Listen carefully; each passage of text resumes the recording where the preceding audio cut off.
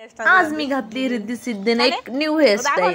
कारण शाळेत जायचं तर रिद्धी सिद्धीला म्हटलं काहीतरी वेगळं दिसावं. मग त्या दोघींनी हे बघा ना मी किती छान हेअरस्टाईल घातली आणि दोघी पण एवढ्या खुश होत्या ना, कारण त्यांना एवढं आवडते ना हेअरस्टाईल घालायला आणि ते सर्व गोष्टी. आता मी घातली, आता ते दुसऱ्या वारीने त्यांच्या स्वतःच्या मनानं करत बघा. तिला म्हटलं चालली का तू एकटी शाळेमध्ये? ती हो मी चालली माझी एकटी बाय. तिला म्हटलं जाय, म्हणजे ठीक आहे चालली. मग मी ते तिकडे बघितलं तर काय तिची बॅग तिने स्लिप केली बघा.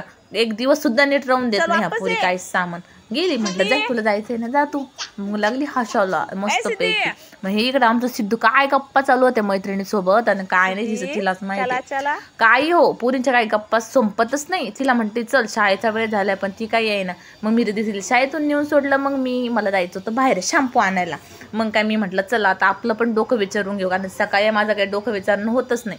रिद्धी जेव्हा शाळेत गेलं तेव्हाच मला स्वतःला वेळ भेटतो. म्हटलं अरे कशी हेअरस्टाईल करावं हे बघा. असं घेतलं फुगत इतके विचित्र दिसायला लागले मी ना, खूपच विचित्र दिसायला लागले. म्हटलं चला आपलं जे डेलीचं आहे ना, जशी हेअरस्टाईल करतो आपण तशीच करा. मग काय मी क्लचर लावून घेतलं. याच्यात मीच कम्फर्टेबल असते या हेअरस्टाईलमध्ये. म्हटलं चला आता मुलींना तर मी शाळेत नेऊन घातलेलं आहे. मग आता त्यांची शाळा सुटूस तर आपलं काम पण होऊन जाईल.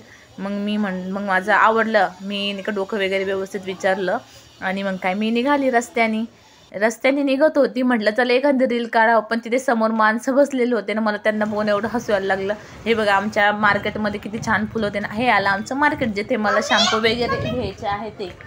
मग काय मार्केट आमचं जवळ आलं. मग ही जी ती दुकान होते ना तिथे मला शॅम्पू घ्यायचे होते, कारण मी परमनंट स्ट्रेटनिंग केलेली माझा शॅम्पू संपला होता आणि मी ते शॅम्पू घेतला आणि मी घरी आले. मला खूपच भूक लागली. मग मी मस्तपैकी केलेला होता वरण भात खाल्ला आणि मस्त पूर्ण संपला, पोटभर जेवण केलं. आता जायचं होतं मला रिद्धी सिद्धीने शाळेत आणायला. मग मी शाळेतून आणलं आणि त्यांना दोघींना घरी आणलं. तर बघा ना ह्या मुली चालू लगे हेअरस्टाईल करणं. मी म्हटलं कशी हेअरस्टाईल करते दाखव मला. ती बघा कशी आरशात बघते तीच तिची हेअरस्टाईल करते. म्हणजे मुलींना एवढं येडं असतं ना, आपण एकदा एखादी गोष्ट सांगितली ना तर ते करूनच बघता. आणि आमच्या लहान मुलीला ते एवढं आवडतं ना सगळं ब्युटी पार्लरचं जे आपण केलं ना ती दुसऱ्या वेळेने करूनच बघते. आणि मग काय मस्तपैकी तिने तशी हेअरस्टाईल करायचा प्रयत्न केला आणि तिला जमली पण थोडीफार. ही मॅडम ह्या मॅडमला म्हटलं की बाबा तू तुझी बॉटल आणि तुझा डब्बा तू स्वतःच ठेवायचा. हिला एवढा कंटाळा येतो तरी पण ठेवलं. मी ओरडली तर मग झाला आमचा चहा प्यायचा वेळ. 4 वाजले होते आणि आमच्या इथं आले होते आमच्या गावाकडचे पाहुणे. मग मी त्यांना चहा दिली. रिद्धी सिद्धींना खीर दिली, कारण त्यांनी ना तिच्या काकीकडनं खीर आणलेली होती. आणि ही म्हणत होती मला हेच पुस्तक दिलेलं पुस्तकच दिले. म्हटलं तुझ्या काकूकडे पैसे नव्हते का, तुला एकच पुस्तक दिलं दोघींना मिळून. दोघींना 2-2 तर द्यायचे. मग का रात्रीच्या 8 वाजले आणि रिद्धी सिद्धी बाहेर अभ्यास करते. म्हटलं असं कोण अभ्यास करतं रात्रीचं?